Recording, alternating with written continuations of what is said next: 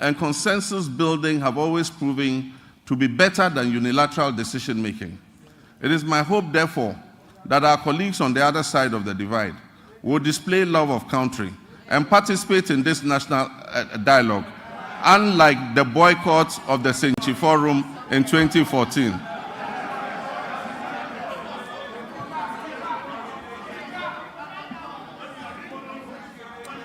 I humbly choose a different path of accommodation and cooperation with all stakeholders. We will continuously engage on important issues so that together, as a nation, we can reset our country and focus on sustainable development. Mr. Speaker, honorable members, together we shall build the Ghana we all want. Mr. Speaker, my administration inherited an energy sector on the brink of collapse. It was weighed down by unsustainable debt. This unfortunate situation has led to many independent power producers and fuel suppliers threatening to cease their operations. Mr. Speaker, listen to this. Despite collecting over 45 billion cedis in energy sector levies, EZRA, over the last 8 years, the outgone administration has left the Ghanaian people with an energy sector burdened with a staggering debt of 70 billion cedis as of December 2024. It is of deep concern that several state-owned enterprises in the energy sector are struggling to stay afloat, and unless urgent interventions are made, many of them will go under. Financial distress in the energy sector remains a significant obstacle to delivering consistent and affordable electricity to Ghanaians, and it poses an existential threat to our economy in general. Compounding these challenges, critical maintenance activities such as the scheduled pigging of the West African gas pipeline, WAPCO, were postponed from 2024 to 2025 without sufficient contingency measures for alternative fuel supply. As a result, my administration has had to swiftly mobilize resources to secure emergency fuel supplies to ensure that electricity generation continues despite the closure of the West African gas pipeline. I've been informed that the pigging exercise will be completed in the first week of March, and once again, additional gas will flow from Nigeria. We are anticipating a marked improvement in the power situation once this begins. While the current state of our energy sector poses grave concerns, we must remain resolute in our commitment to restoring stability. I've directed the Minister for Energy and Green Transitions to implement far-reaching reforms, including enforcing a single revenue collection account, strictly adhering to the cash waterfall mechanism, and eliminating all wasteful expenditures by the state utility. Mr. Minister, Mr. President, Mr. Speaker, following my directive, Mr. Speaker, following my directive, the Minister has set up an advisory committee to guide the participation of the private sector in metering and billing in order to improve efficiency in revenue collection and also reduce the high commercial and technical losses that are threatening to drown the state-owned utility company. A pilot partnership between ECG and Enclave Power has proved highly successful and provides us with a workable framework. ECG provides bulk supply of power to Enclave Power Limited. This is an organization in Ghana. Enclave Power provides meters and bills to all companies operating in the free zones enclave, with 99% revenue collection and nearly 100% uptime in power supply. This is being done here in Ghana. We can use it to cover the rest of the nation to ensure that we get revenue compliance and be able to bring down tariffs for our people. Mr. Speaker, I'm still getting used to being president. That's why I said Mr. President. Mr. Speaker, Reduction in commercial and technical losses will lead to affordable tariffs for everyone and will bring relief to all users of electric power. We also aim in the medium term to achieve 100% gas utilization for power production and to eliminate completely the use of crude oil and fossil fuels. This will save Ghana hundreds of millions of dollars spent on the importation of fuel oils for power production annually. With regards to renewable energy, this administration will soon operationalize a Renewable Energy and Green Transition Fund to enhance efficiency and accelerate Ghana's transition to renewable energy. This initiative will drive investments in sustainable energy solutions, including solar streetlights, rooftop solar installations, off-grid solar systems, electric vehicle charging stations, and rechargeable outboard motors. These measures will reduce dependence on the national grid and position Ghana as a leader in Africa's green energy transition. Mr. Speaker, Ghana's petroleum sector has witnessed a precipitous decline, with crude oil production sinking by more than 32%. This has resulted from the high opacity levels, a very hostile business climate, and excessive political interference in the sector, culminating in most of the major oil companies exiting and stalling all upstream activities. The decline in upstream activity is obvious to any person familiar with the twin cities of Sekondi and Takoradi. Just under a decade ago, these cities were the bustling epicenter of fabrication, logistics, service activity associated with the upstream oil and gas sector. Unfortunately, my recent visit reveals many shut down facilities and many businesses have packed and left the shores of our country. Hundreds of workers have been laid off and left unemployed. I wish to assure the good people of Sekondi Takoradi and indeed the whole Western region that we are going to breathe life back into your area.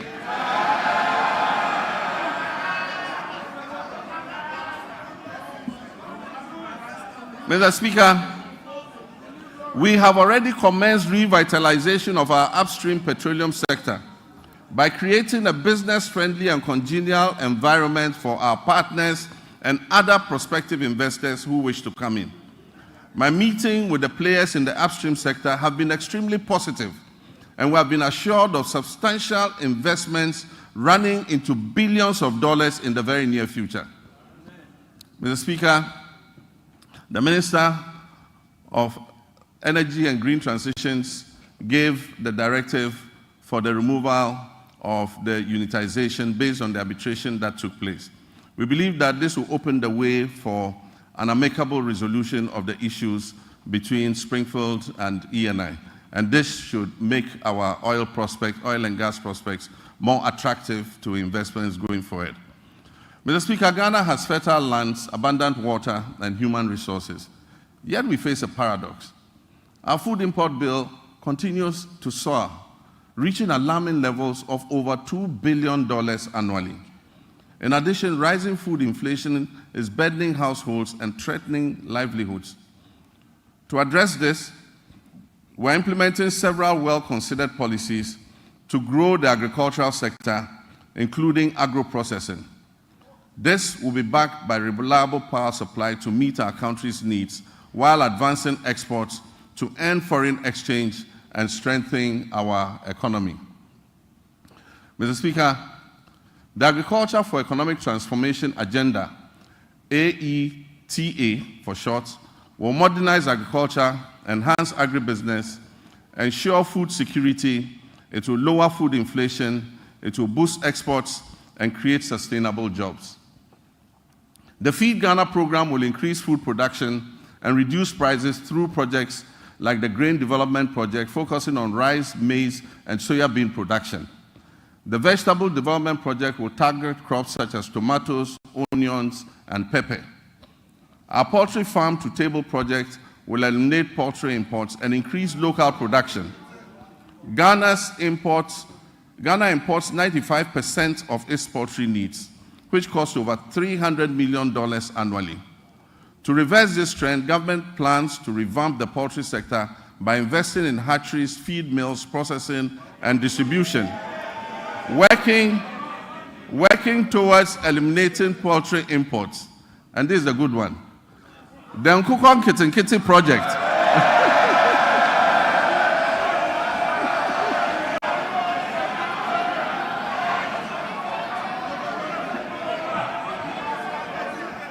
We actually have a project called Nkukon Kitinkiti. The Nkukon Kitinkiti project will cover 55,000 households producing eggs and fresh poultry for the market. And it will help reduce our $300 million we spend on importing chicken annually. Mr. Speaker, to strengthen the connection between agriculture and industry, we will prioritize value addition, processing, and distribution. And this will position agriculture as profitable and appealing, making it more attractive to our young people. We will implement an Agri-Next program to facilitate access to land banks by young farmers, to connect graduates with opportunities in the agricultural value chain, and promote greenhouse agriculture among the youth. This initiative will benefit approximately 30,000 young people. Mr. Speaker, the Livestock Development Project will also address Ghana's reliance on imported meats by restocking breeding farms and increasing local livestock production, thereby creating jobs and boosting self-sufficiency. For years, access to mechanization, quality seeds, fertilizer, and extension services has been a major challenge to our farmers. To address this, government will establish our flagship farmers service centers in every agricultural district, ensuring that farmers receive essential mechanization services and resources to improve their productivity and efficiency. Mr. Speaker, also in the fisheries sector, we implement strategic interventions to enhance productivity and sustainability. Key among these initiatives is the continued enforcement of measures to curb illegal, unreported, and unregulated fishing, which threaten our marine biodiversity and the livelihoods of our hard-working fisherfolk. We have intensified surveillance and monitoring operations, bolstered by the deployment of modern technology and strengthened collaboration with our key stakeholders.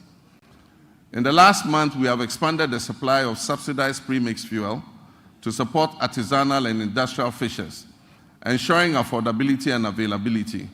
We'll also invest further in modern fish landing sites and cold storage facilities to improve post-harvest handling and thereby reduce losses and enhance the quality of our fish products. Aquaculture development is a key focus of our administration. We'll provide financial and technical support, especially to young fish farmers, increasing fish production and reducing our dependence on fish imports. To increase the value addition in this sector, we'll encourage the establishment of fish processing facilities, create more jobs, and boost exports. Our commitment to supporting women in the fisheries sector remains steadfast as we implement the programs to empower female fish processors and traders with financial capital and capacity building initiatives.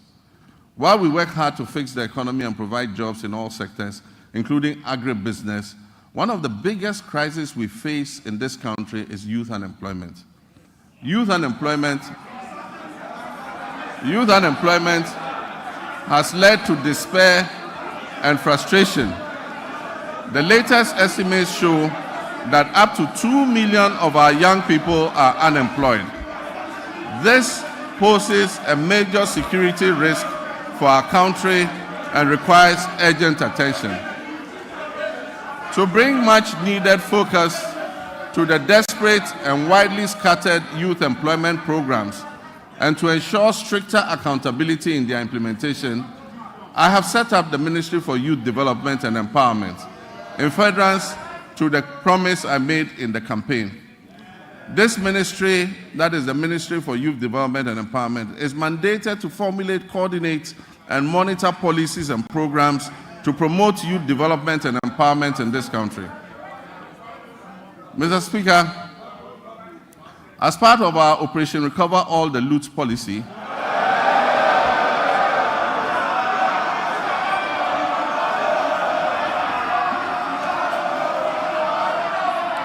Mr. Speaker, as part of our Operation Recover All the Loot policy, ORA, I've already tasked our investigative bodies to bring the culprits of the National Service Ghost Name scandal to justice.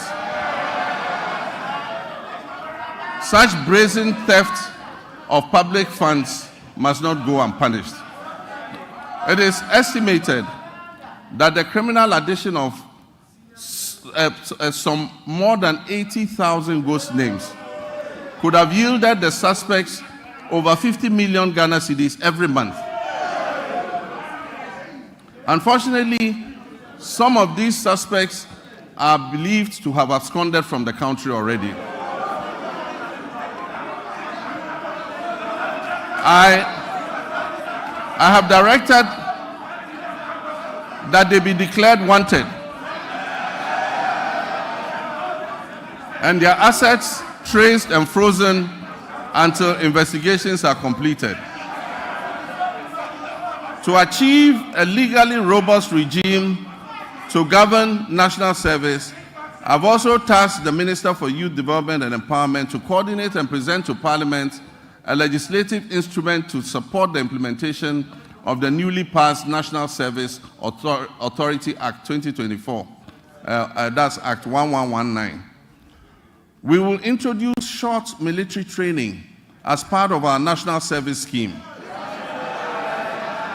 This will instill a sense of fitness and discipline into our youth.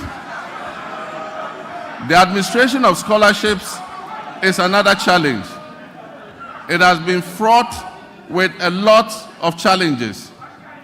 The poor who genuinely need scholarships are unable to access them because the rich and wealthy always crowd them out. To fulfill our government's vision of promoting transparency, equity, and sustainability in the scholarship scheme, we shall streamline the award process to ensure that not only deserving youth benefit from the system,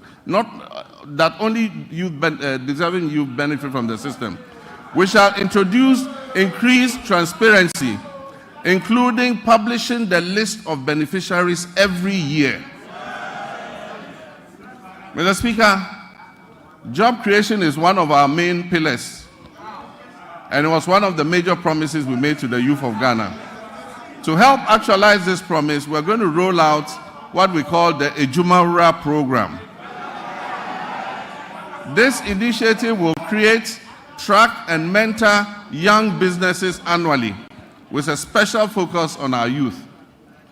For the first phase, the top 2,000 implementable business proposals will be supported with business development training, mentorship, access to startup capital, marketing, and networking to operationalize their innovations and business ideas.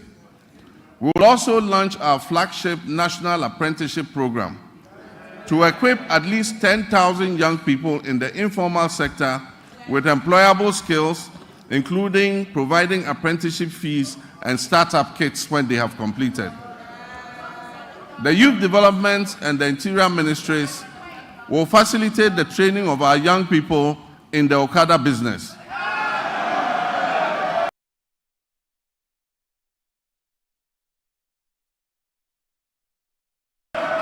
In areas such as road safety regulations and digital skills, as well as facilitating the acquisition of motorbikes.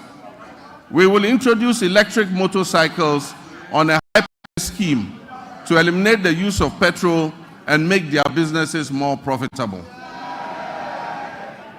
Mr. Speaker, Her Excellency the Vice President's Empowerment for Women and People with Disabilities program will also be launched this year.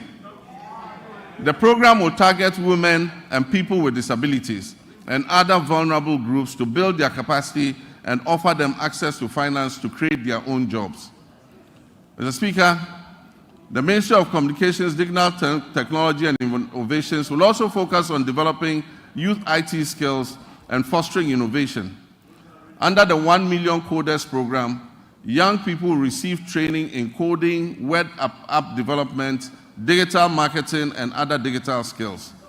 This initiative aims to equip them with the necessary skills for employability in the digital ecosystem.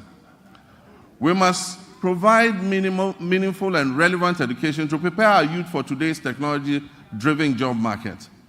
Despite various reforms, issues related to low-earning incomes persist within Ghana's educational system. I'm committed to ensuring that quality education remains a top priority.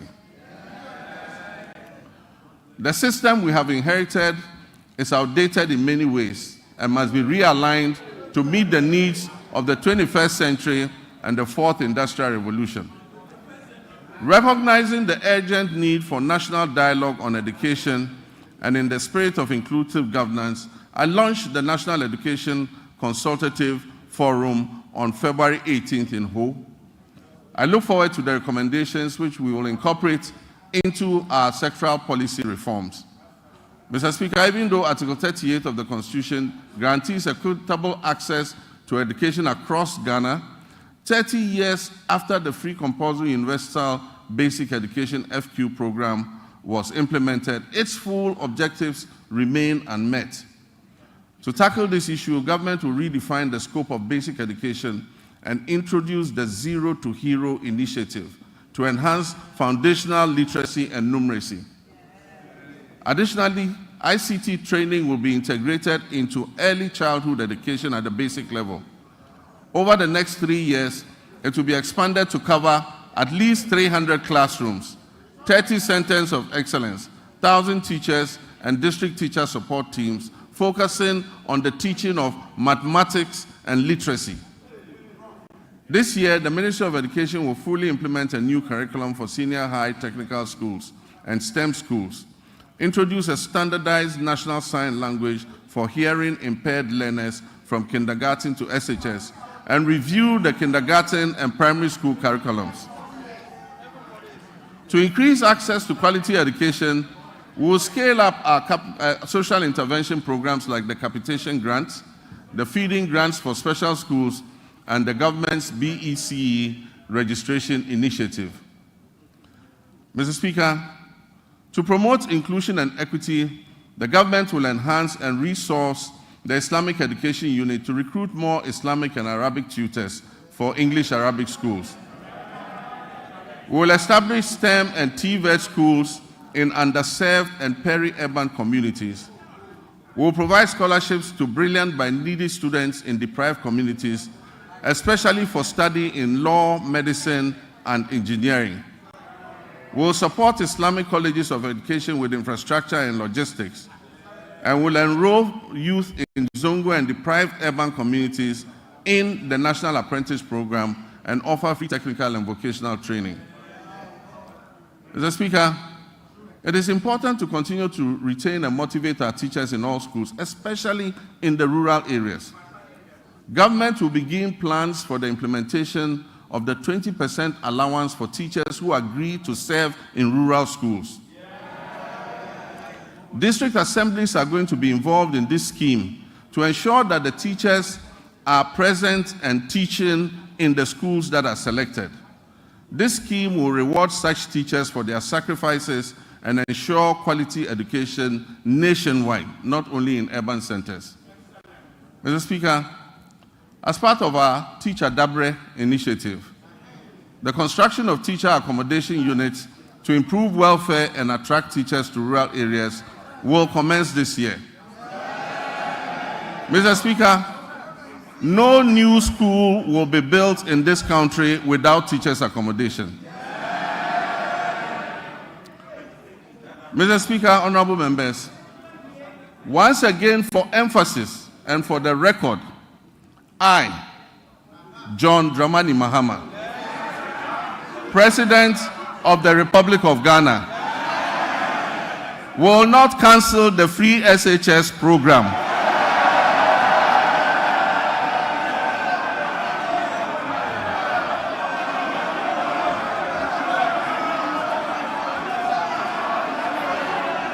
I will not cancel the free SHS program. I am determined to make it better by improving its implementation. And also, for the record, students who have benefited from the free SHS since its inception are about 3.4 million. The figure of 5.1 million beneficiaries as put out by the previous administration was an exaggerated and false narrative calculated to achieve political credit. Mr. Speaker, while the free SHS program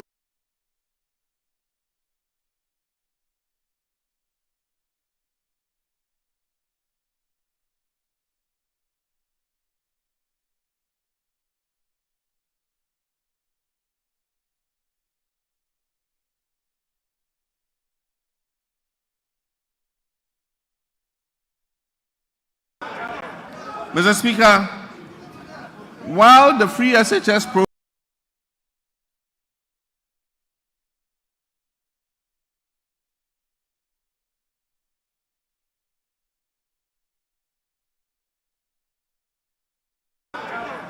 Mr. Speaker, while the free SHS program has improved access, Mr. Speaker, the double track system remains a challenge, and we are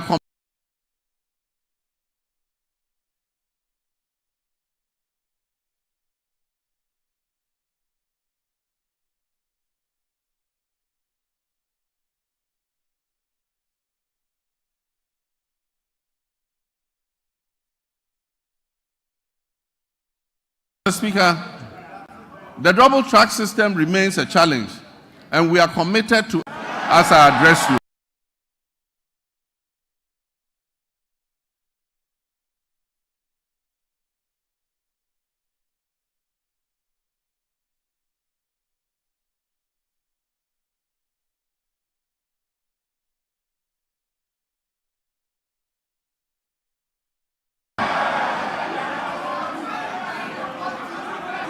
Mr. Speaker,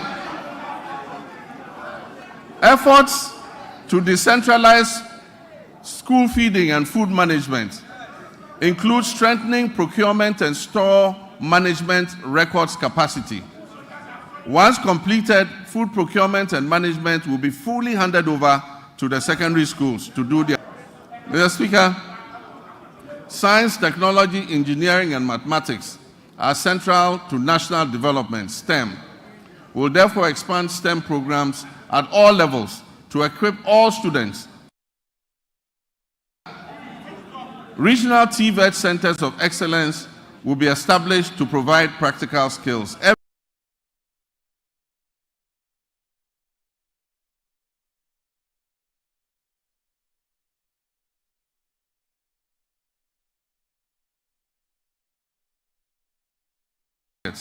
With the rate below 22%, far from the 40% goal that has been set by 2030. Despite over 460,000 secondary graduates coming out annually, 55% qualify for tertiary education, and only 35%, 161,000 of the 460,000 enroll in tertiary education, leaving over 300,000 without access. To address this, government is introducing a no-fee stress policy to eliminate tertiary admission fees, which currently serve as a barrier to higher education for some students. This will be supported by an enhanced student loan scheme, which is called the Student Loan Plus. The no-fee policy will also cover all persons with disabilities. And for emphasis, persons with disabilities will pay no fees for tertiary education throughout their study. And so PWDs who gain admission to tertiary institutions will pay no fees.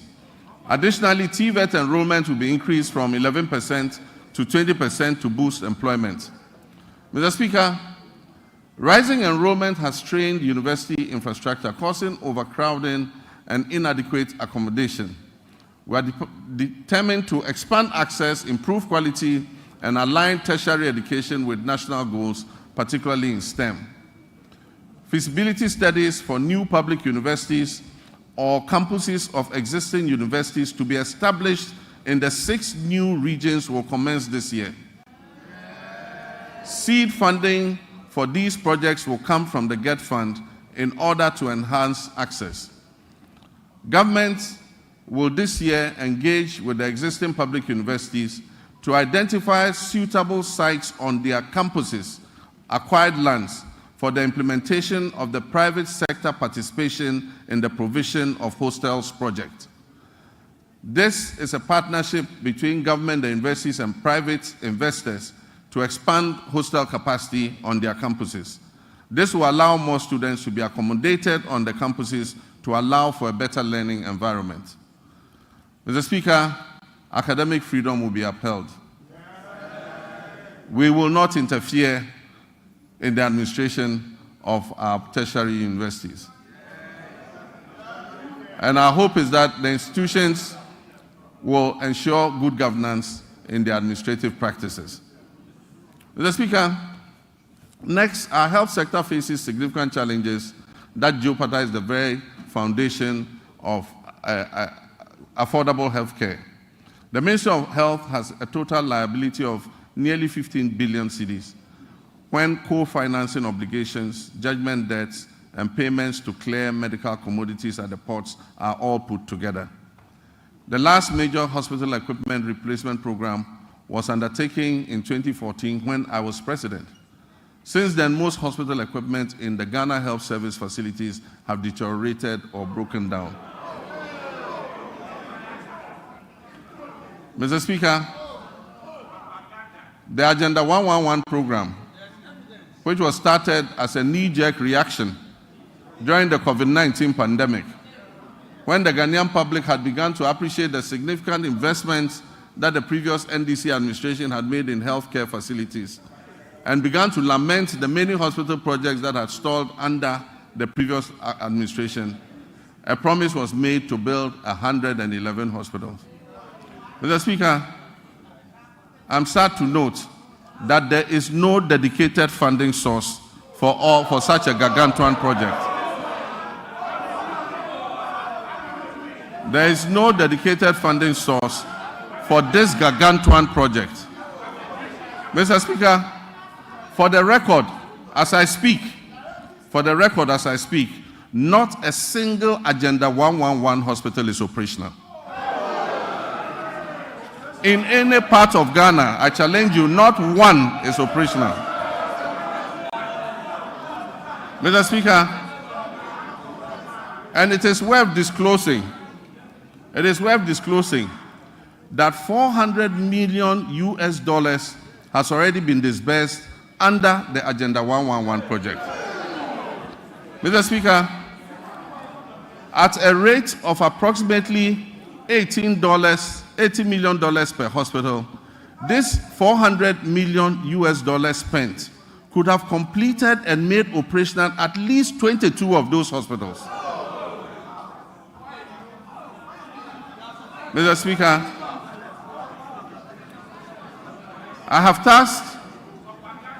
I believe that the money should have been focused on completing a number of hospitals and making them operational instead of spreading it over the current 111 hospitals.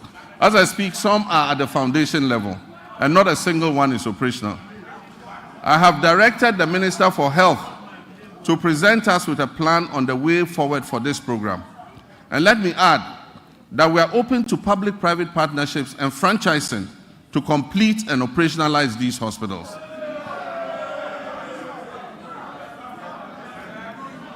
Mr. Speaker, one of the most pressing issues confronting our health sector today is the USAID's sudden 90-day pause in services without prior notice and the looming threat of complete withdrawal of programs that do not align with the USA's strategic interests. Programs that will be affected include the delivery of medical commodities to regional medical stores and health facilities in the Upper West, Upper East, Northern, and Savannah regions. USAID support for the National HIV/AIDS Control Program includes the supply of antiretroviral therapies in the Western, North, and Afro regions. These will also be affected. The withdrawal puts at risk approximately $78 million in earmarked funds for malaria, maternal and child health, nutrition, and HIV/AIDS. It also covers some programs being run at the Noguchi Memorial Institute in research. The impact will be challenging without urgent intervention. I've therefore directed the Minister of Finance to make immediate financial arrangements to mitigate this loss, and I expect that this will be reflected in his budget, which will be presented to this House next month, on March 11th. Working with the NHIA, will revive the Onuado mobile healthcare vans. These vans will provide OPD, ophthalmology, dental, ENT, cancer screening and care in the remote and most vulnerable communities in our country. An earlier attempt to provide mobile health facilities was abandoned after the change of government in 2017. Mr. Speaker, public health experts are grappling with the conundrum of new diseases and re-emergence of old diseases. The unpredictable nature of disease outbreak suggests we must make our health systems more resilient to shocks. Since October last year, Ghana has faced a severe cholera outbreak.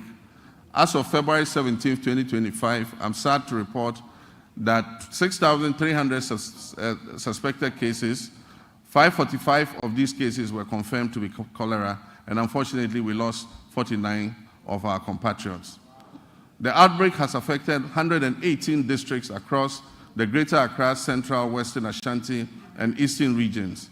To control the situation, we have launched an aggressive vaccination and public education campaign, among other interventions. Mr. Speaker, sanitation within the context of infectious disease outbreaks, personal hygiene, and environmental sanitation must be a major priority for us. Our cities and towns must be made cleaner than what we currently have. We commit to right the wrongs and keep our cities and communities clean through appropriate investment, supervision, and performance tracking in the sanitation sector. Mr. Speaker, as I speak, the Upper West region is facing a severe meningitis outbreak. And I know, Mr. Speaker, you have made an important contribution to ameliorate the situation in your region, and I commend you for that.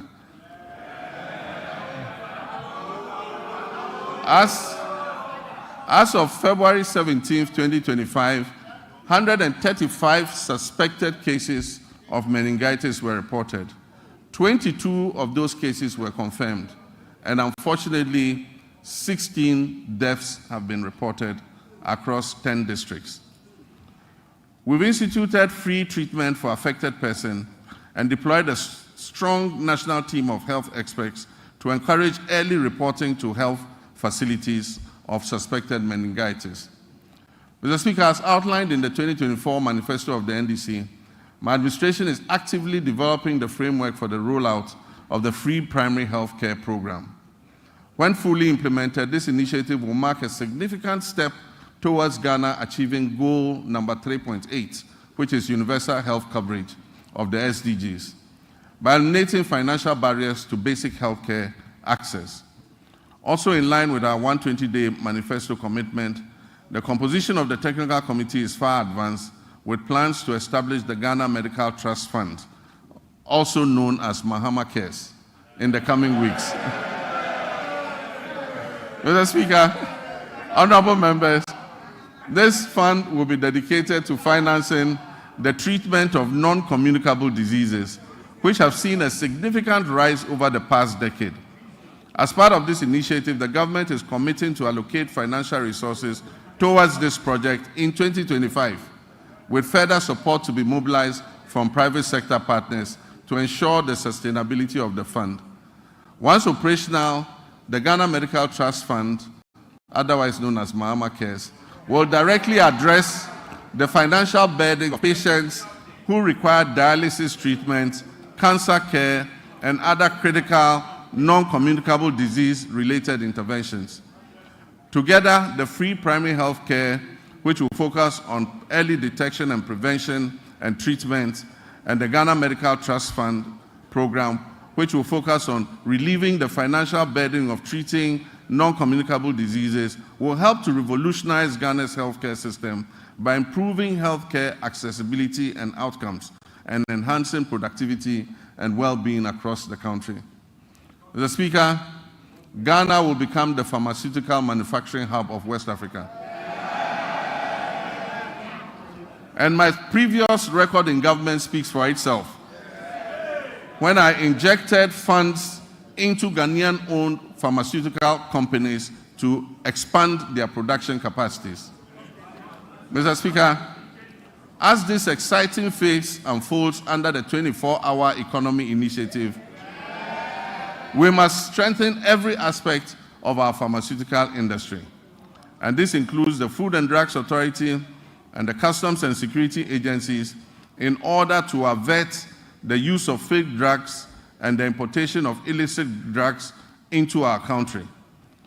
We await thorough and unbiased investigation into the alleged opioid pill importation into Ghana and other West African countries. The outcome will be shared, and I can assure you necessary action will be taken. Mr. Speaker, as a Social Democrat, I'm resolutely committed to eradicating all forms of discrimination in our society. Our vision is to foster fairness and cultivate an inclusive environment where everyone can engage fully and equally in social, economic, and political life. With my Vice President, the history-making Professor Nana Jane Opoku-Agyeman,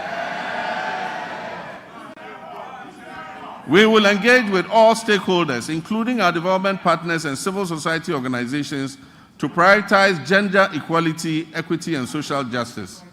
We will establish strong social protection mechanisms and enhance legal safeguards for women, girls, and other vulnerable groups. Our initiative would include enacting comprehensive laws and policies designed to dismantle harmful social norms, to enhance access to crucial resources and opportunities, particularly for young women, and reduce overall vulnerability within our society. Mr. Speaker, I'd like to take a moment to commend you and this House for your unwavering support and guidance, which were instrumental in passing the Affirmative Action Act of 2024, Act 1121, during the 8th Parliament of the 4th Republic. My government is dedicated to successfully implementing this act to ensure gender equity across the political, social, economic, educational, and cultural spheres. The Ministry of Gender, Children, and Social Protection is actively collaborating with relevant stakeholders to guarantee that this act is fully operational, including attaining the 30% target quota for women in political appointments. I'm pleased to report that women currently make up 23.21% of all appointments, and we are diligently working towards reaching the targets set forth in Act 1121. I'm, however, concerned about achieving gender balance, especially at the local government level. Very few women have mustered the courage to apply for the positions of metropolitan, municipal, and district chief executives. And unfortunately, the few who have courageously applied have been edged out on very flimsy and parochial grounds.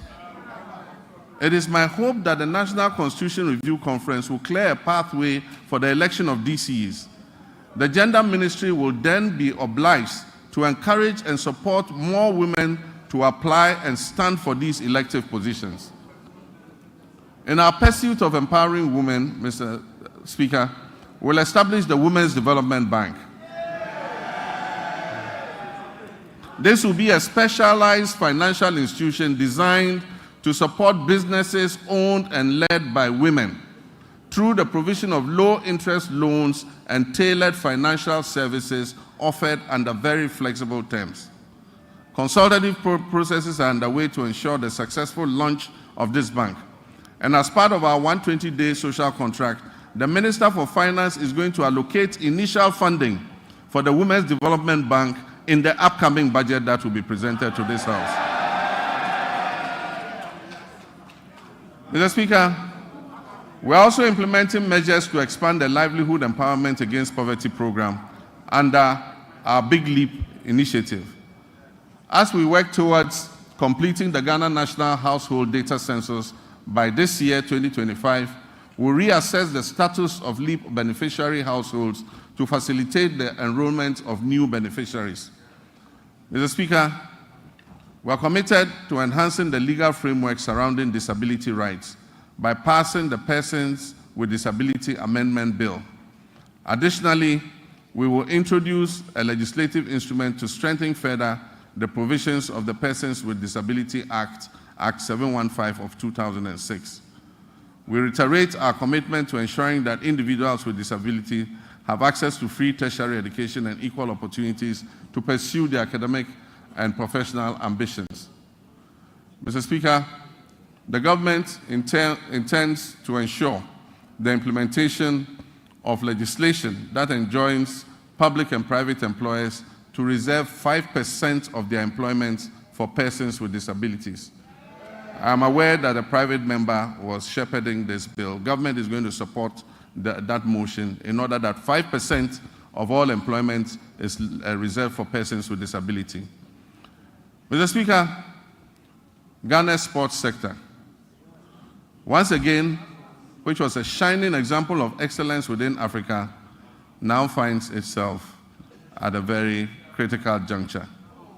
Historically, our nation has been celebrated and has had remarkable achievements in boxing, football, and athletics.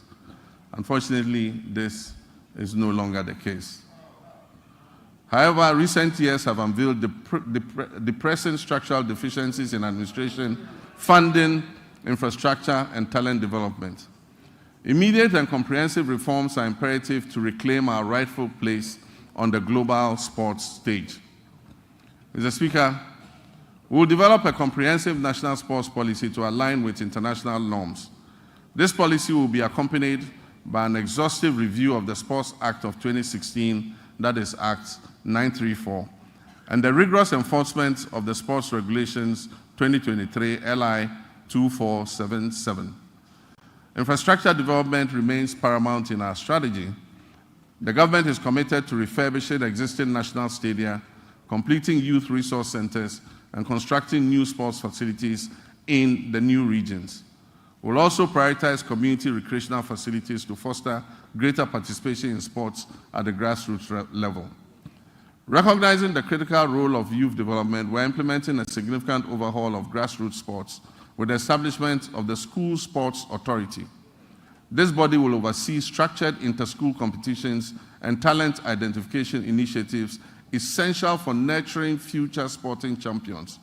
Over 60% of Ghana's elite athletes have emerged from these school sport programs. The ministry has now been renamed the Ministry of Sports and Recreation. To acknowledge the significance of recreation, we will launch a National Recreation Day. This will be a monthly initiative centered on community engagement alongside an annual National Recreation Festival. These initiatives will encourage keep fit activities and promote active lifestyles. It will promote traditional games and strengthen community bonds.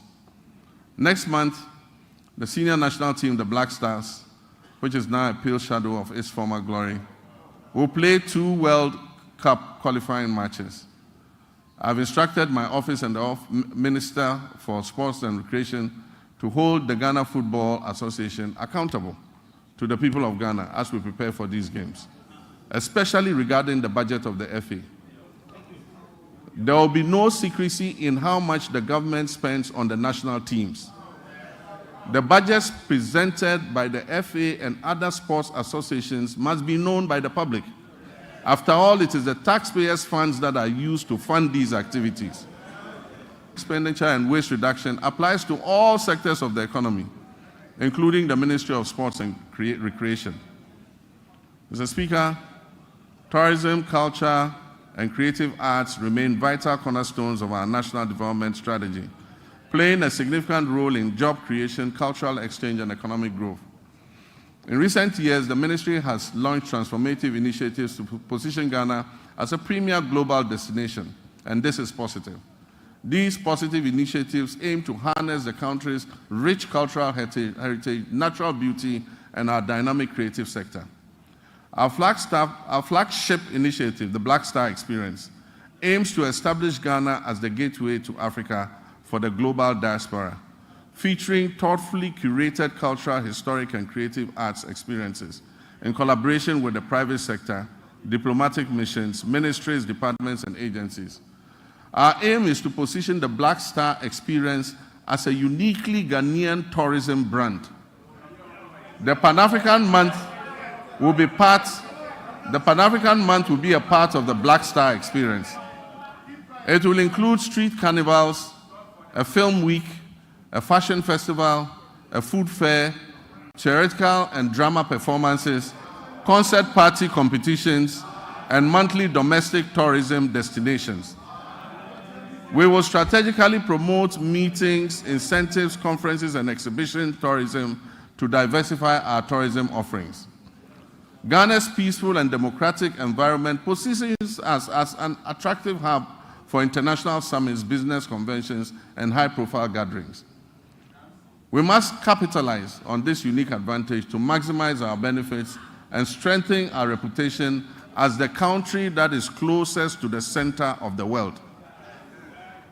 We're also committed to revitalizing the Accra Marine Drive project, a significant urban redevelopment initiative which was designed to transform approximately 241 acres of Accra's coastline into a vibrant tourism and economic hub. Although the cabinet approval for this vital project was achieved during my presidency in 2016, progress has stalled. We'll reassess the work completed and take decisive action to bring this all-important project back on track. We will develop the Osu Castle, the former seat of government, and the area around it as a tourist attraction. It will have a pedestrian precinct with arts and craft markets, jewelry and gold markets. This approximate 22-acre land will become a destination for tourism. Mr. Speaker, our road network is the cornerstone of our nation's infrastructure, facilitating over 90% of the transportation of goods and services across this country. This vital network is critical in supporting agricultural growth by linking farmers to markets, lowering transportation costs, and ensuring quicker access to essential supplies and services. The resulting interconnected benefits foster a vibrant economy and enhance the livelihood of countless of our citizens. Mr. Speaker, while the previous government has made lofty claims about achieving unprecedented milestones in the road sector, available evidence does not support its assertion that it constructed over 13,000 kilometers of new roads. Instead, it has perpetuated a narrative that presents road maintenance and rehabilitation efforts as new construction projects, misleading the public about what has been achieved. The proportion of poor roads has increased, especially in urban centers, where the number of roads in disrepair surged from 46% in 2015 to almost 60% by 2021. Therefore, Mr. Speaker, our road sector is in crisis, mainly due to years of mismanagement. As many as 85% of awarded contracts in the road sector have stalled, and the contractors have stopped work due to non-payment, and most of them have parked their equipment off-site. Mr. Speaker, as of December 2024, unpaid bills owed to contractors in the sector exceeded 20 billion Ghana cedis for work that had been carried out between 2018 and 2024. For instance, the Ghana Road Fund obtained a loan of 600 million Ghana cedis in March 2018 to refinance outstanding debts and borrowed an additional 1.2 billion Ghana cedis from a syndication of banks in November 2019.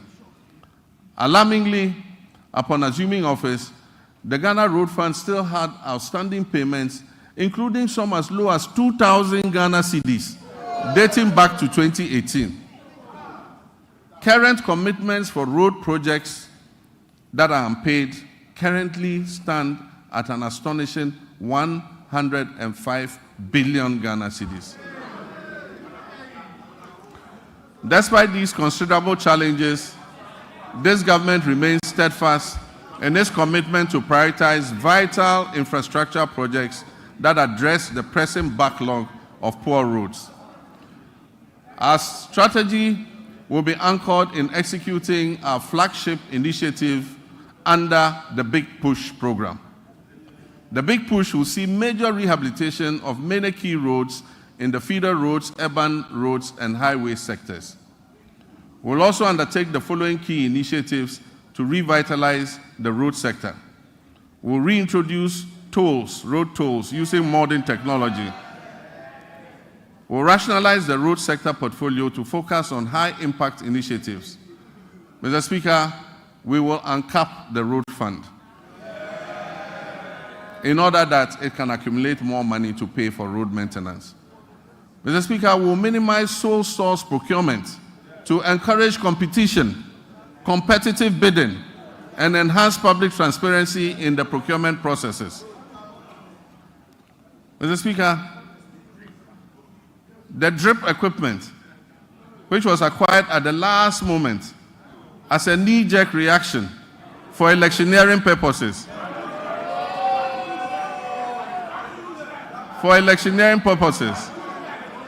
will be reorganized into regional mobile maintenance units to provide emergency road works in the regions. Mr. Speaker, I've realigned the Ministry of Transport to oversee 4 modes of transportation: aviation, maritime, inland water transport, road transport, and railways. The government will commission a feasibility study to develop coastal water transport services. This initiative aims to promote alternative modes of transport and ensure their integration into our existing systems under the National Transport Policy. It also aims to enhance tourism, reduce road traffic, and mitigate environmental pollution. Motorcycles and tricycles, commonly known as Okada, hold significant potential as a more convenient, timely, safe, and cost-effective mode of transport.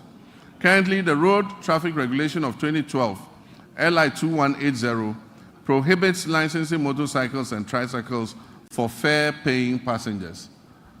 As part of our government policy, the Ministry will amend the regulatory framework to regularize the use of motorcycles and tricycles for commercial passenger transport.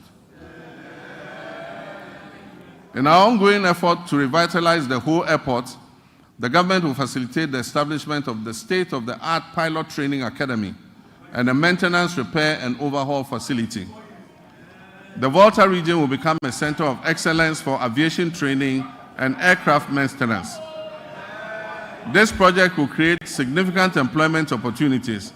It will stimulate economic growth and bolster tourism in Ho and the surrounding communities. I have directed the airport company to release 10 acres of land at the Ho airport for this purpose. Mr. Speaker, with the completion of the Tema-Mpakadan rail line, the government will launch passenger services between Tema and Adome. We will also begin developing the necessary infrastructure on the Volta Lake to facilitate freight transport between Tema Port and Bupe as part of our Eastern Corridor multimodal transport system. The Western Railway line will continue to be modernized in partnership with the private sector.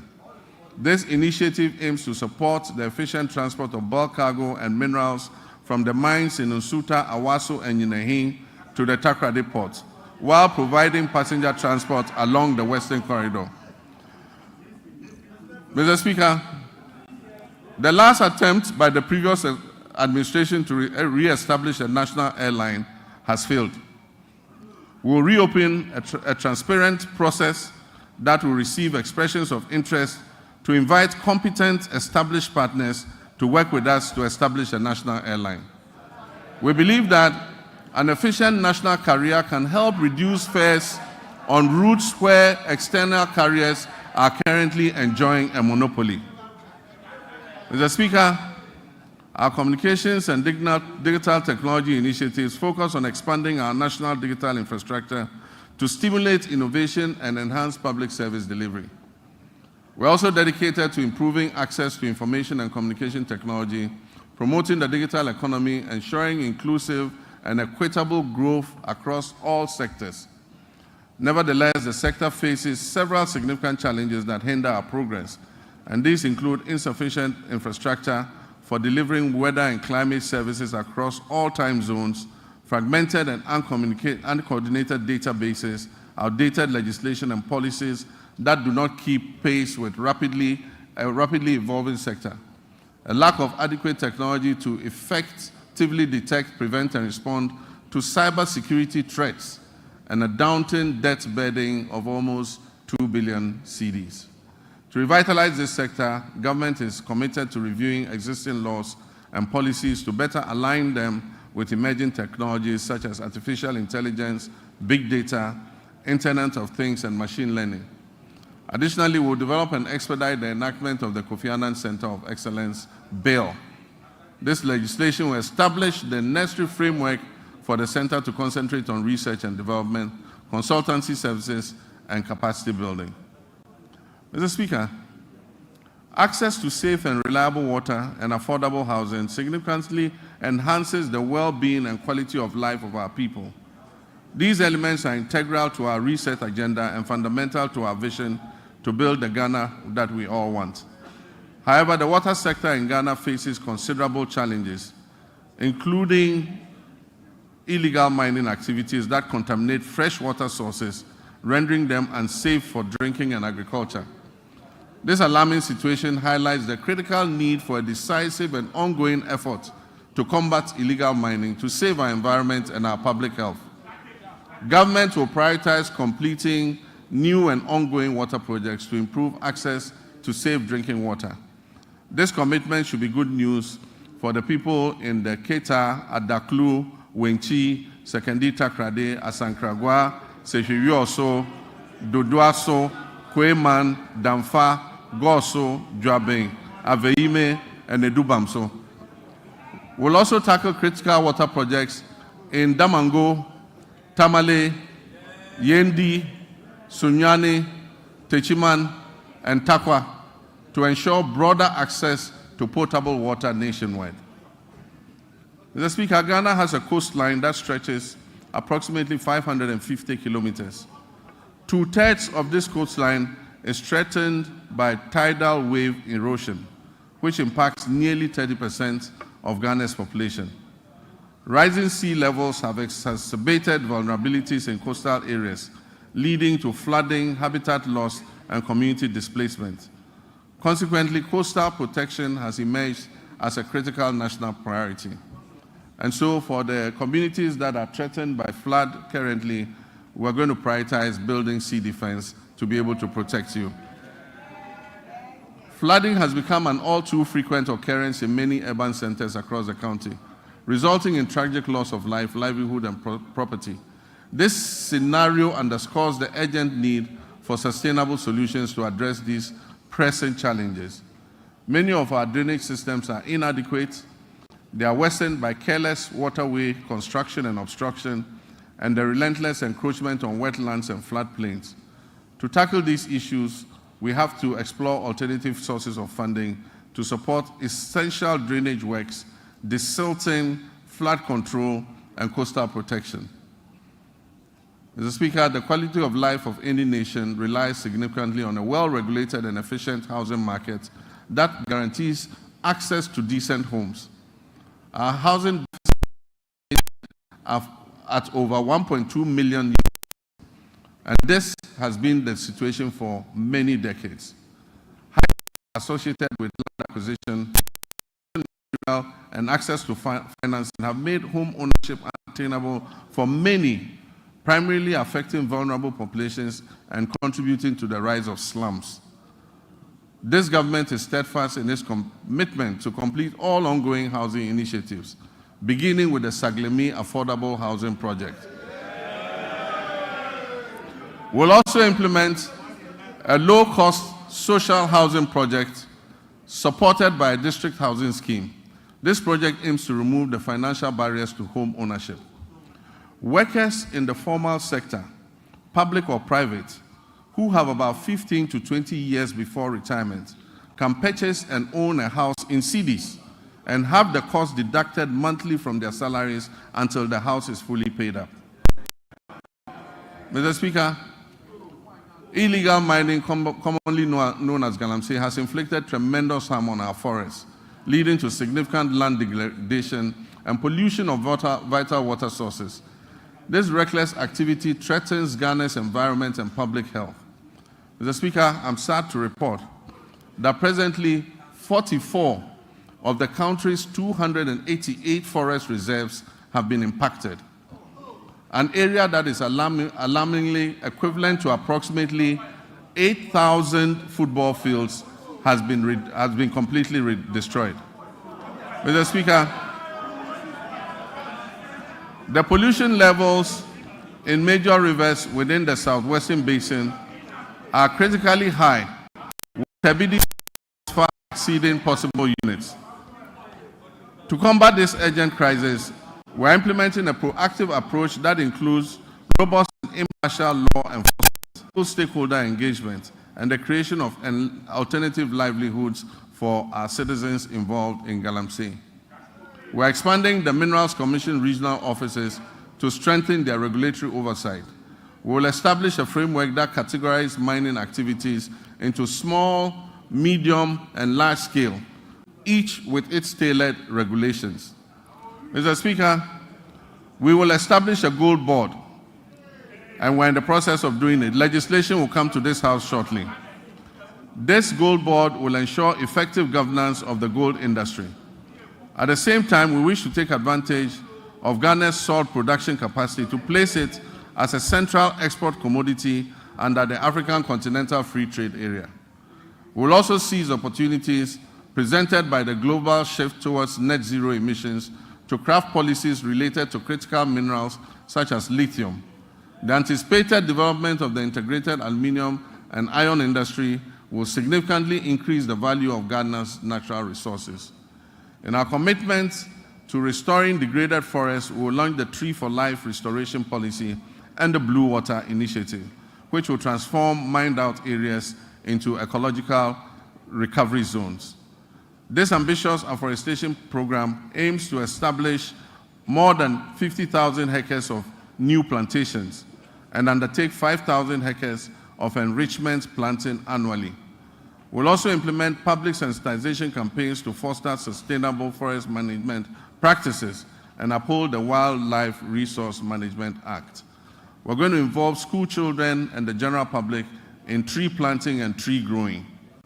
Mr. Speaker, comprehensive reforms will be introduced to enhance transparency and efficiency while ensuring tenure of security in land administration. Climate change remains a pressing concern for Ghana and the global community. To meet our climate mitigation targets, Ghana has allocated 24 million metric tons of its carbon budget, totaling 64 million metric tons of carbon for authorization under Article 6 of the Paris Agreement. We've successfully authorized 3 projects which are poised to reduce 5.2 million tons of our carbon emissions. In line with our manifesto, we are committed to strengthening institutional and human capacity through necessary adaptation and mitigation measures to bolster resilience in critical sectors such as agriculture, forestry, energy, and water resources.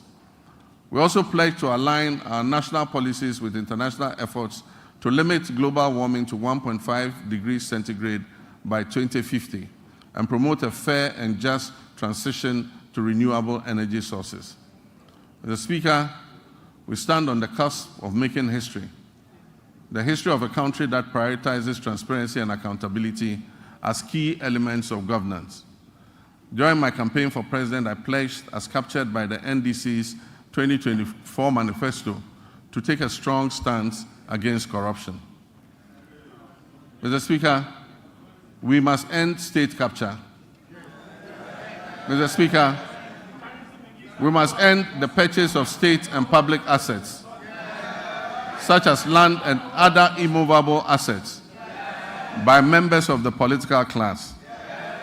Mr. Speaker, I pledge to fight corruption head-on by implementing Operation Recover All the Loot, oral. In that regard, Mr. Speaker, one of the first committees I established, even before my investiture as president, was to establish the oral committee on the sidelines of our transition. It is instructive to announce that the committee received over 2,000 complaints from the public and has since handed over a comprehensive report. This report has been given to the Attorney General for further review, thorough investigation, and eventual prosecutions. Mr. Speaker, the recent arrest related to the unwarranted payment of $2 million of Ghanaian taxpayers' money in the Sky train saga, and then also the National Service Ghost Name scandal, mark only the beginning of a comprehensive response based on the oral committee's findings. Mr. Speaker, let me state that my commitment to fighting corruption will continue with the establishment of a unit at the presidency and the maintenance of the hotline, where complaints and reports regarding graft and corruption will continue to be received and transferred to the Office of the Attorney General. Mr. Speaker, we will shortly submit for consideration a bill to regulate and restrict the sale of disposal of public lands and state assets. Mr. Speaker, as soon as the 2025 budget is approved, government will immediately take steps to reform the existing anti-corruption agencies by increasing funding and improving transparency and accountability. Mr. Speaker, Ghanaians voted largely and overwhelmingly and endorsed the NDC because we demonstrated a strong commitment and abhorrence for corruption. We pledged to fight corruption and implement far-reaching reforms that will eventually achieve a sustainable zero-tolerance policy against corruption. Mr. Speaker, the justice and legal sectors play pivotal roles in ensuring accountability and fostering the fair, equitable treatment of all our citizens by the state and its agencies. Delays and uncertainties have plagued justice delivery in Ghana, leading many Ghanaians to perceive a politicization of the judicial process. The public trust in the judiciary's independence is alarmingly low. We must work together to restore confidence in the judiciary. My government will uphold the judiciary's independence and work with the Judicial Council and services to depoliticize justice delivery and collaborate closely with the Chief Justice to combat corruption effectively. Mr. Speaker, in line with our manifesto promise to reform and expand legal education, we have developed a legal education reform bill ready to be presented to Cabinet for approval and laying before this August House Parliament. Mr. Speaker, on January 30th, 2025, I inaugurated the Constitution Review Committee to undertake a comprehensive review of our fundamental law and ensure that it reflects the hopes and aspirations of our citizens. The committee is composed of distinguished scholars, jurists, and professionals who have made significant contributions to our nation in both the public and private sectors. They will engage Ghanaians and consult with the relevant stakeholders and experts over the next 6 months. Their findings will ultimately be presented to the public for approval, followed by submission to Parliament for enactment into law, and referendums will be held where necessary. Mr. Speaker, I'm pleased to report that Ghana's internal security remains stable, despite developments primarily rooted in chieftaincy disputes. We firmly believe that even amidst conflict, it is essential for our citizens to coexist peacefully and seek amicable resolution to these disputes.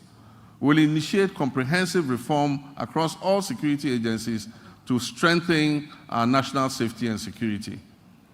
One area that has garnered significant public scrutiny is the recruitment process within our security forces.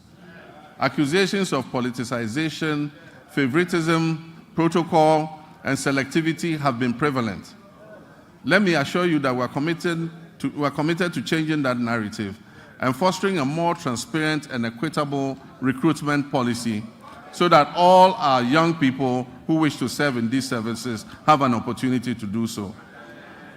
We are dedicated to enhancing the capabilities of the Ghana Police Service, the Prison Service, the Ghana National Fire Service, the Immigration Service, and the Narcotics Control Commission, the Customs Division of the Ghana Revenue Authority, and all investigative bodies operating under the Ministry of Interior.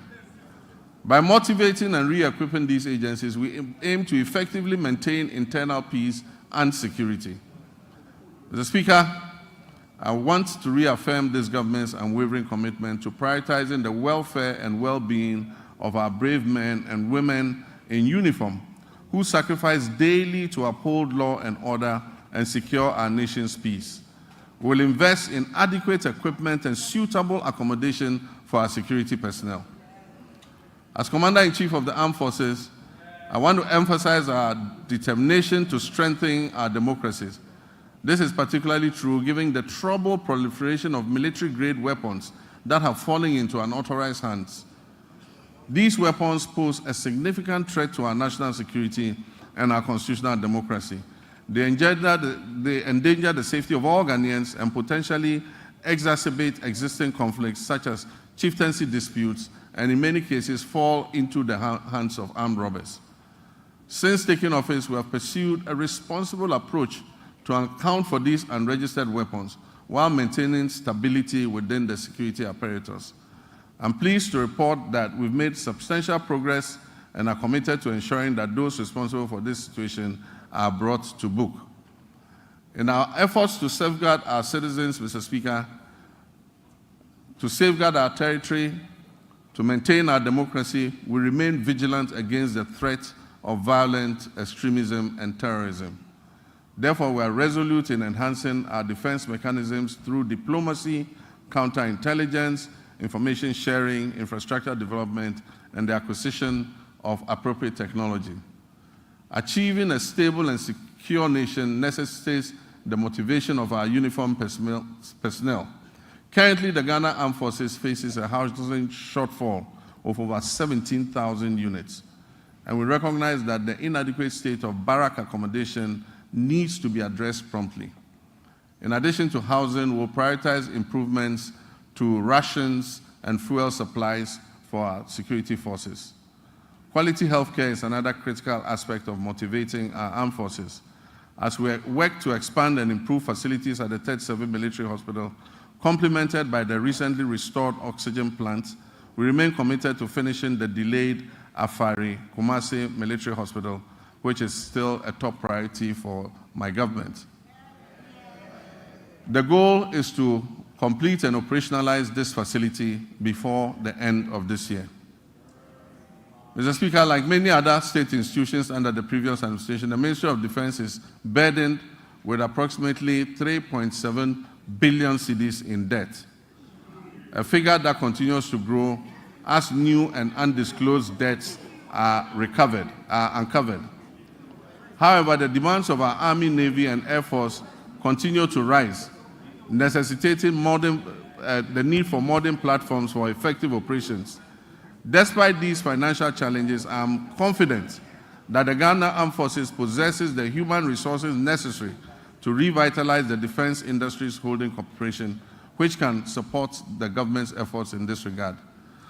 DHOC, which was begun under the late President John Evans Atta Mills of blessed memory, during my tenure as chair of the Armed Forces Council, is essential for fueling Ghana's industrialization drive, which is aligned with our 24-hour economy initiative.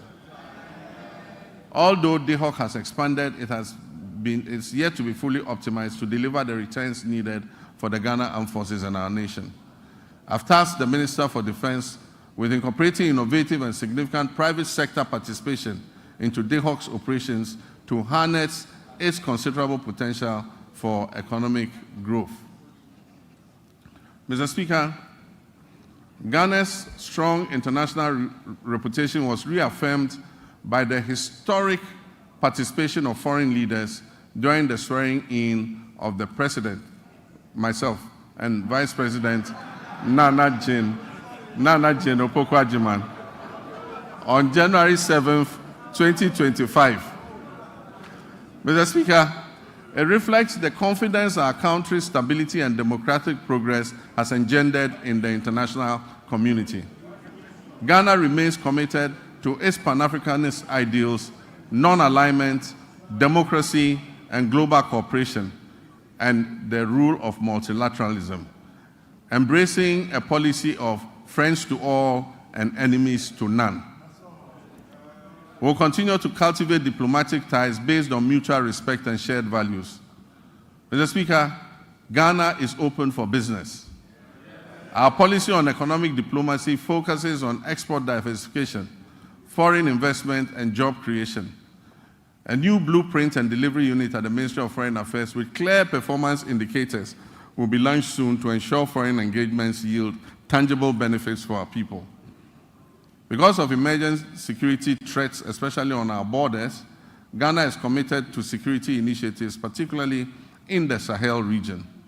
We'll maintain a continuous engagement with our Sahelian neighbors and continue to work with them to resolve the difficult situation that they are confronted with.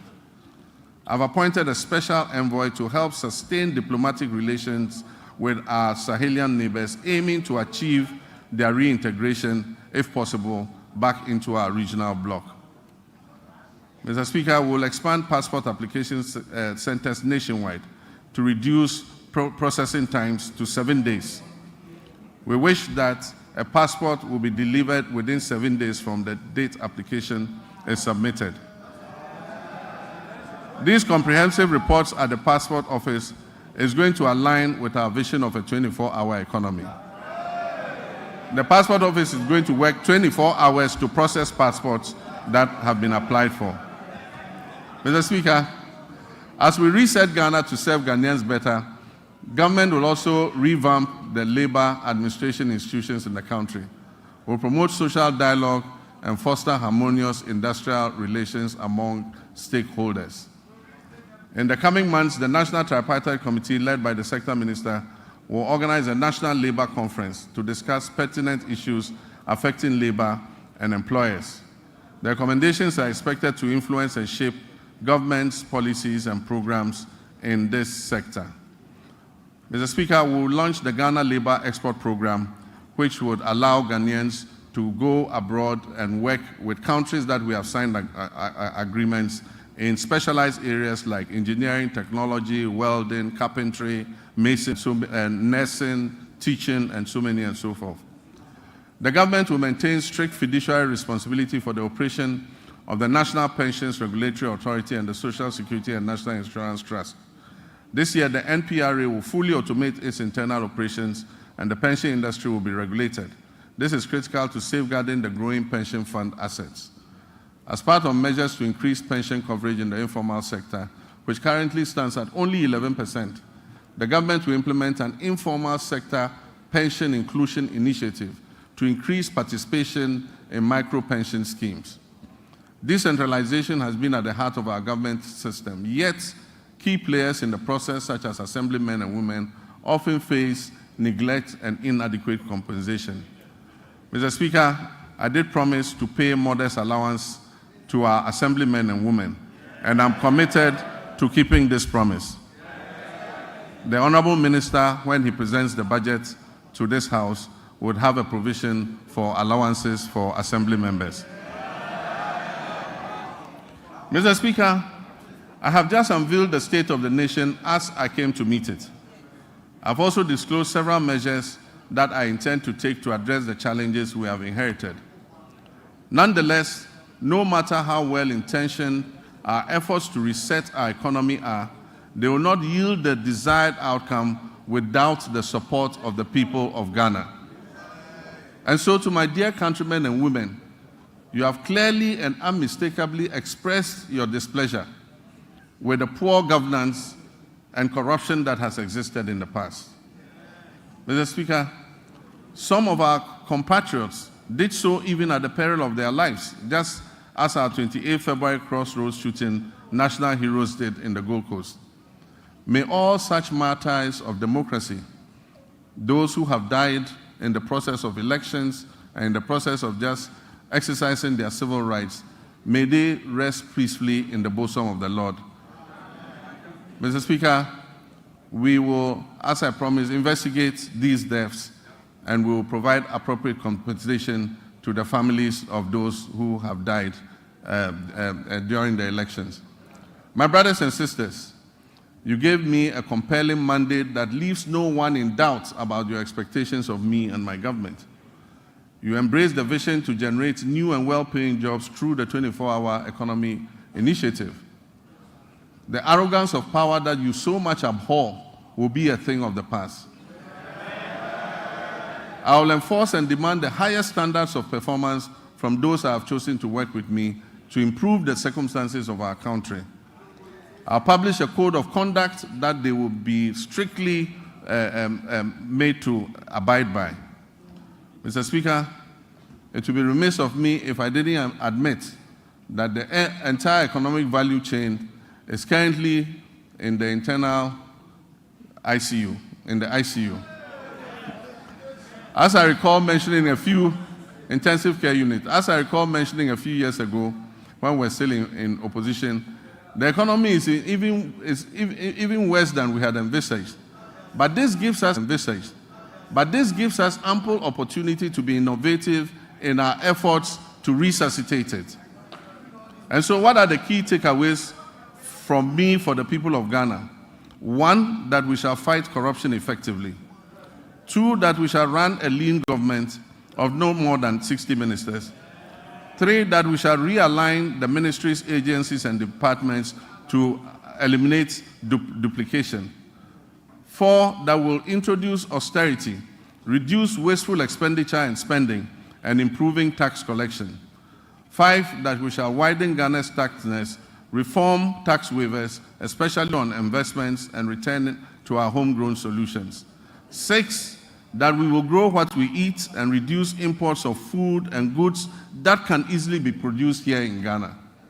Your voice and contributions will prove invaluable on this journey of national reset, and I encourage you to make your voices heard. I commit to the judicious use of your resources, eschewing waste and ostentation. We will always endeavor to make the most of the little we have, so that together we can guarantee a brighter future for our children and our children's children. Though the state of our nation now may appear bleak and the task of addressing it may seem daunting, nothing should stop us from achieving our goals once we set our minds to it. In one collective push, we can resolve to make this great nation bequeathed to us by our forebears and see it come to fruition. Mr. Speaker, Ghana's economic challenges are not insurmountable. They present the government and everyone else the opportunity to innovate, to reflect, review, and reset, which is the theme for the commemoration of our scaled-down 68th independence anniversary. Mr. Speaker, it is said that there is strength in unity. Ghana's greatest strength lies in its people, its young and energetic youth. If we stand united, we can be more resilient and build together the power of collective action to overcome economic and social challenges. Every Ghanaian, regardless of political affiliation, background, or status, has a responsibility to play a key role in nation building and work towards a complete reset of our country. Mr. Speaker, let me assure you that we are leaving no one behind as we reset to rebuild the Ghana we want. We will rebuild a Ghana that works for all of us and not just a few. We shall live the dreams of our forebears in our lifetime. And so, my countrymen and women, where despair once existed, let hope radiate. And where the sun appeared to set on our bright prospects as a nation, let a new dawn of enthusiasm and renewal supplant it. So that when I come and stand here next year to present a message of the state of our nation, it will be one brimming with excitement and happiness. Mr. Speaker, I thank you very much for this opportunity. I thank honorable members for your kind attention. May God bless our homeland, Ghana. Thank you.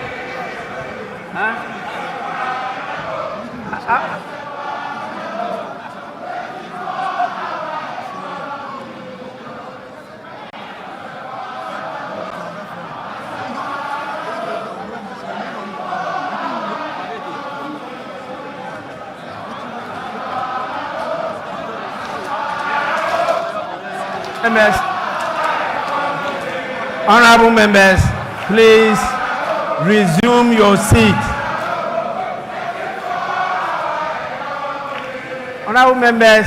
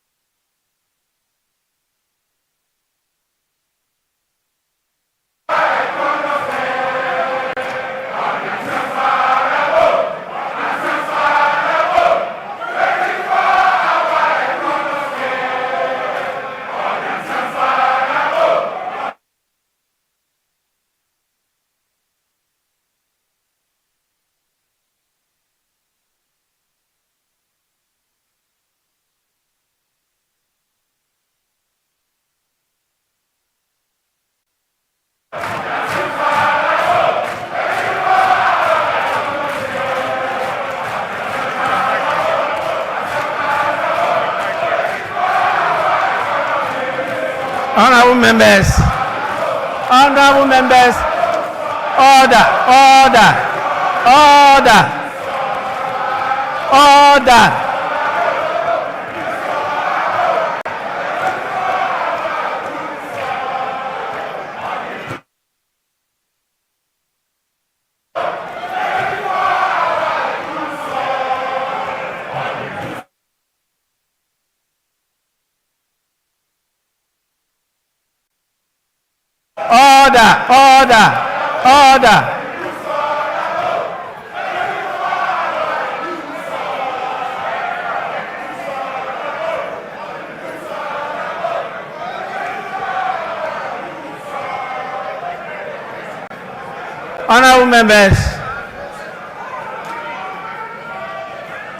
Honorable members, please, honorable members, let me assure you, I have the full support of parents to discipline the students.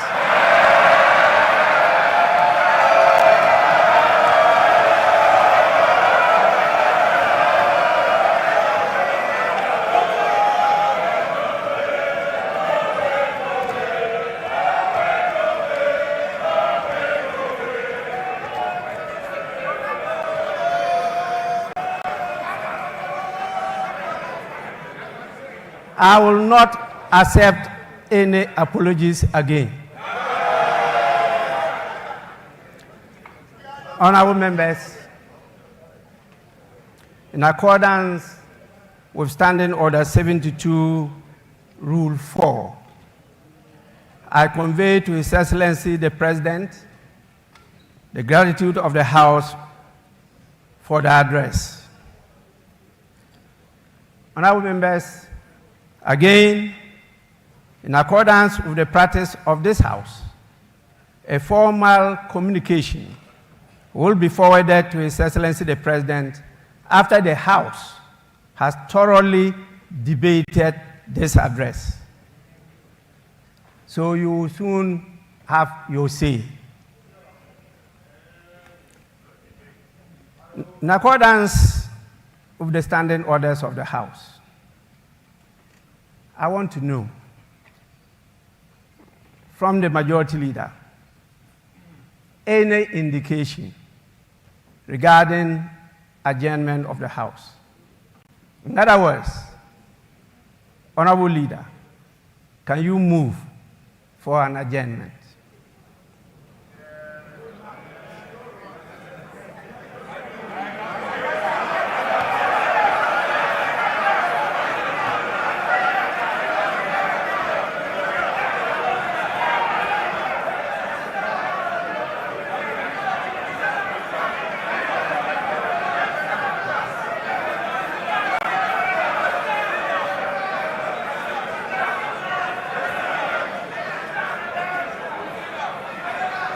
Honorable Majority Leader.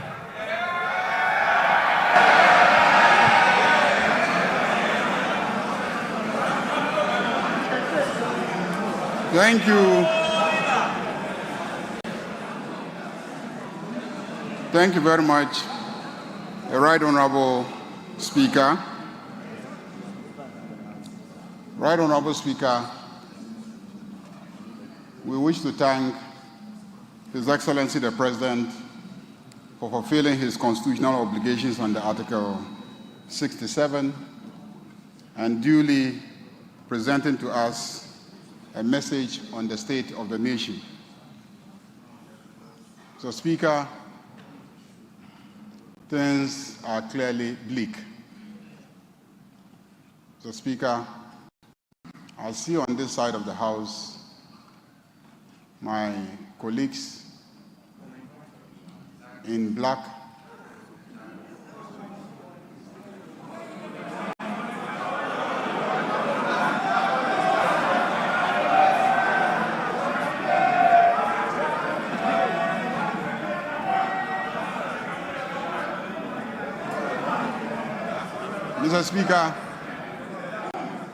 Mr. Speaker, it is obvious that they left this economy in a miserable state. And the attire that they adorn today says it all. But this side is in white because His Excellency the President, we knew very well, was bringing to us a message of hope. Mr. Speaker, our elders have cautioned that you don't leave your kraal in the hands of a hyena as a caretaker when you are traveling.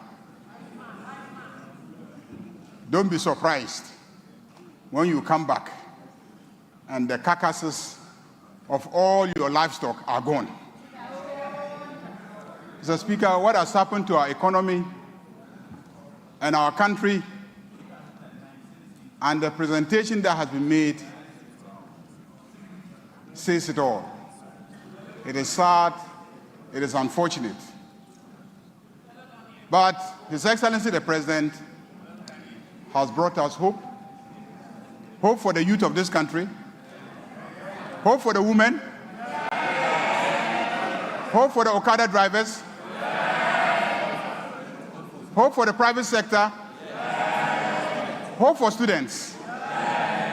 And hope for ordinary Ghanaians who did everything to bring him to office with such an overwhelming number. Mr. Speaker, we have no doubt that everything outlined here gives hope. And this House will support His Excellency to deliver on his commitment. But more importantly, this House will support His Excellency to deliver on the promise of accountability. Those who so damage our economy must be held accountable. And we will support him to deliver on the commitment to accountability. Mr. Speaker, on that note, I move that this House be adjourned to tomorrow, 10 o'clock in the forenoon. Thank you very much, Mr. Speaker. Minority Leader.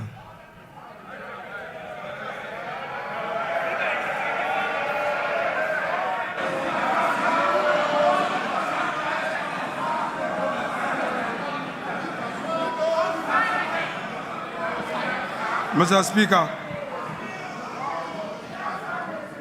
let me, on behalf of the Minority Caucus, congratulate His Excellency the President first on his election. This is the first time after the election that he's been to this chamber and to deliver a message on the state of the nation. Our side take this opportunity to congratulate you and wish you well. Second, Mr. President, on the 21st of February 2013, you notably said, quote, Mr. Speaker, the meat is now down to the bones. This was on the occasion of your address to Parliament. And you said that the meat is now down to the bones. This was at the time, Mr. President, that you were President of Ghana. And you had served as chair of the economic management team of your own government. Yet, when you came to this house, you lamented on the same state of the economy that you had presided and re-echoed the point that we are left with just the bones. Mr. Speaker, the President again says that he has delivered less ministers. But it is clear that his strategy is, if less, more divide. You have appointed few ministers, but more and more and more presidential staffers and more committees.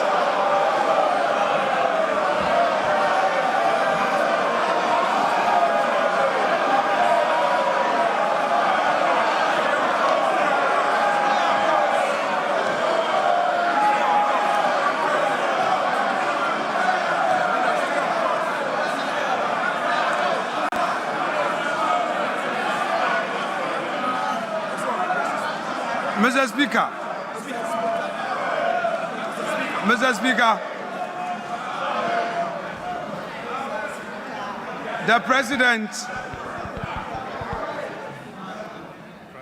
again.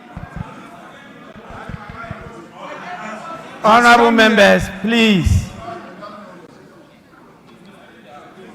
The President again came to this house with a familiar story, the usual lamentations.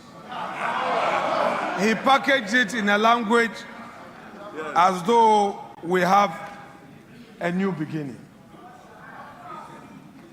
Mr. Speaker,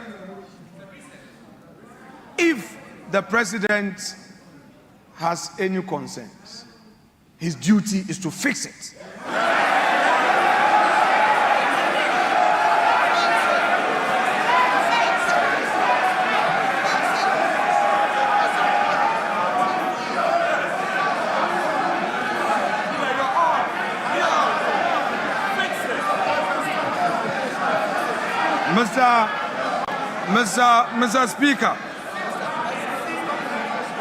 Mr. Speaker, His Excellency, the President, has announced to us a cabinet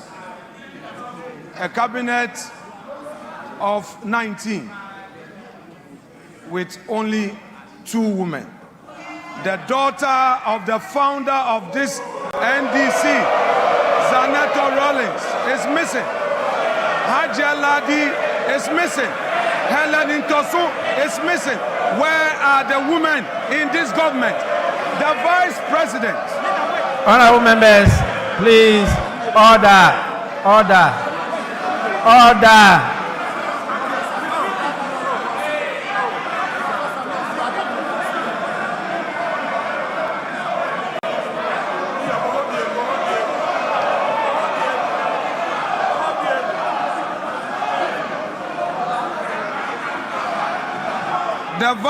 The Vice President is part of the government, and we are seeing only 2 women in cabinet, and the Vice President is sitting there. In percentage terms, we have only 10% of women in cabinet.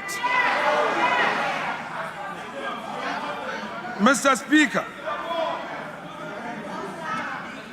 the president again, as part of his lamentations, is telling the nation that through some arrangements, they are to do two things: pay domestic bonds that matured, and then also they have successfully done some financial to pay some energy sector debts to keep our lights on. My question is, Mr. Speaker, has the president any budget? This is the budget he inherited, the revenues he inherited that he has used for this purpose. The same government is condemning. Mr. Speaker,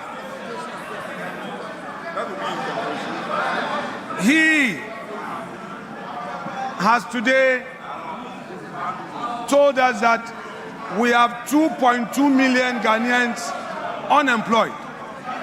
But what he has forgotten, that in his administration, in less than 100 days, all we know is sack them, sack them, sack them, dismiss her, dismiss her, dismiss her. Mr. Speaker, on the streets of Accra today, the youth of the country are saying that Mahama Bakun termination bebre. Mr. Speaker, we are happy to hear from the president that he is going to launch the Nkokon Kitinkiti. We are happy to hear this, but we are curious because only yesterday we heard of a confirm. Mr. Speaker, the president talked about the school feeding program, and in his submission on the school feeding program and the status of it, he said that they are now feeding the children well. What he didn't say was that the time he assumed office, the previous government had paid every single one of the caterers. What he failed to tell Ghanaians was that President John Ajekum Kufuor, who is seated in this chamber, was the one who initiated the school feeding program. He did not acknowledge him.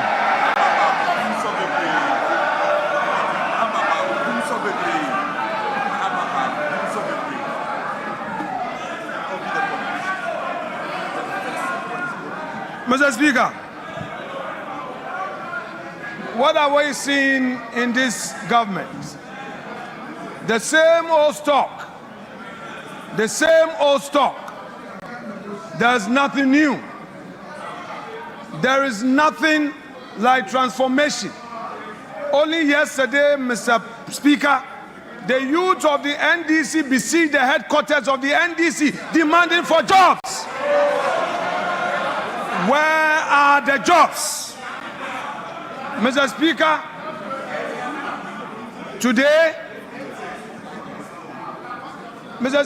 today we are seeing the 184 or so filling this chamber, the 183, plus the independent MPs who have caucused with the NDC. Today this house is full. But Mr. Speaker, Mr. President must know that the majority is frustrated. They don't come to the chamber because there are no jobs for them.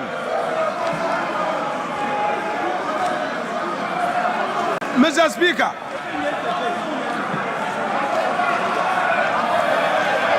Mr. Speaker. No. We have patience. Honorable members, please. Honorable members,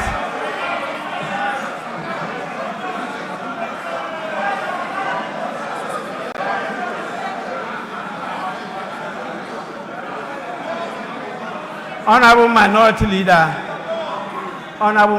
Leader, you have 1 more minute.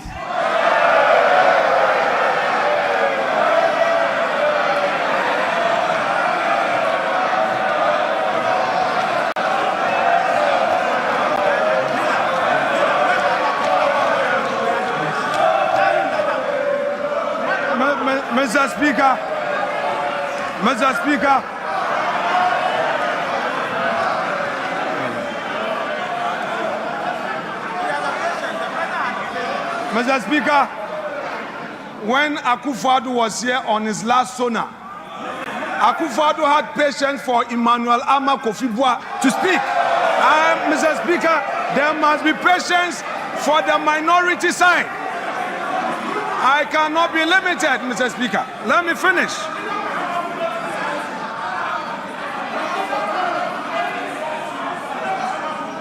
Mr. Speaker, what we have heard today fails to acknowledge the strides made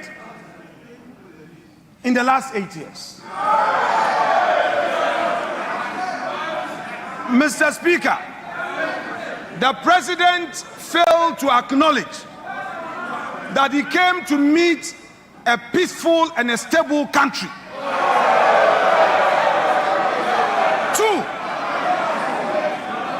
the president failed to tell us that he came to meet a public and civil service that the government, in spite of all challenges, was able to pay consistently. Mr. Speaker, the president failed to tell us that in spite of all the crisis, consistently, the Akufo-Addo government was able to increase wages. And the minimum we did was 11% as compared to his 10%. Honorable Minority Leader, Mr. Speaker, to conclude. Your time is Mr. up. Speaker, to conclude. Honorable members, my attention has been drawn to the presence of more distinguished members. And I want to draw your attention to them.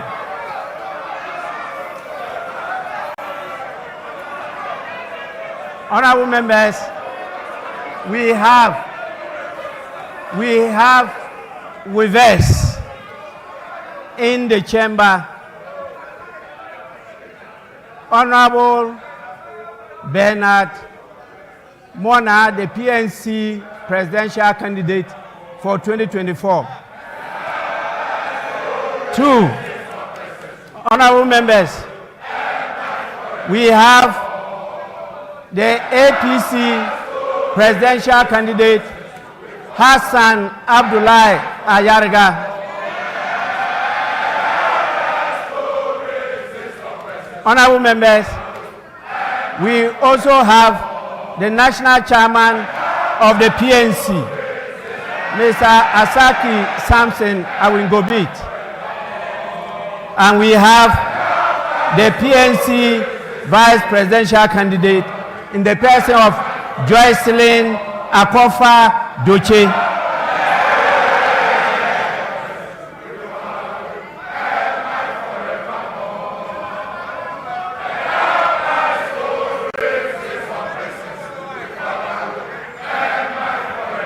Honorable members, I now put the question.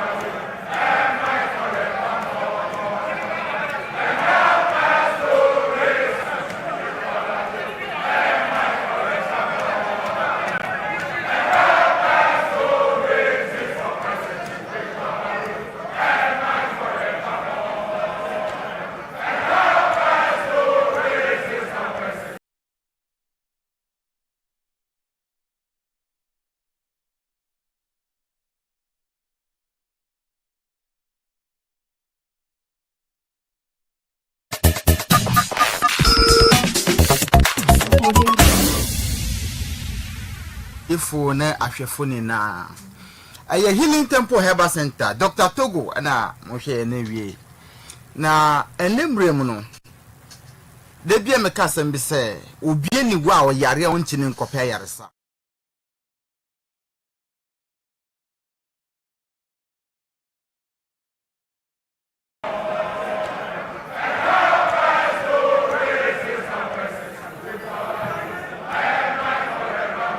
The House is adjourned.